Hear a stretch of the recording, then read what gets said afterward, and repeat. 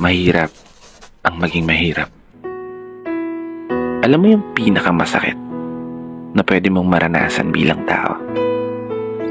Yun na yung isilang ka sa mundong ito na wala kang kahit ano. Yung mamulat ka sa mundong to na wala ka ng mga bagay na gustong makita ng mga mata mo. Mga bagay na taglay ng iba. Masaganang buhay na meron ng iba.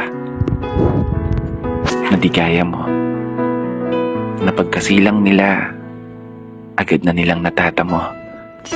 Kaya minsan, di ko rin maiwasan na tanungin ang kapalaran. Bakit hindi ko nagawang maranasan? Yung isilang na meron kang kahit ano na pwede mong pagkukunan. Meron kang mamanahin. May sariling tahanan.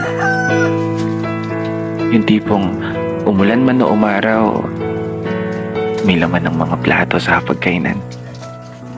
Pagkakataon na makapag-aral, hindi ka na nahihirapan.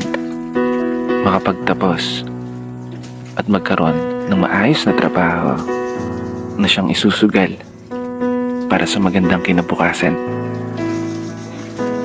Oo, mahirap maging mahirap.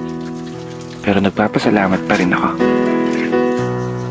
Dahil sa likod ng kinamulatan kong kahirapan, ay meron akong mga magulang na patuloy na nagsusumikap. Mga magulang na ginawa na ang lahat, maibigay lang yung maayos na buhay na palagi kong hinahanap. Oo, mahirap maging mahirap. Mahirap umasenso, mahirap mangarap, mahirap magtagumpay, mahirap makalap yung mga bagay na gustong mapasa kamay sa hinaharap. Kahit pa mahirap, maging mahirap. Oo, namulat ako sa mundong to na isa akong mahirap. Pero pinapangako ko sa sarili ko, hindi ako mamamatay ng mahirap. Hindi ako papayag na hindi ko magagawang matupad lahat ng aking mga pinapangarap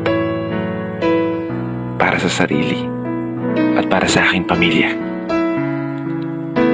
at para sa aking mga magulang. Huwag po kayong mag-alala. Ipapanalo to ng anak nyo.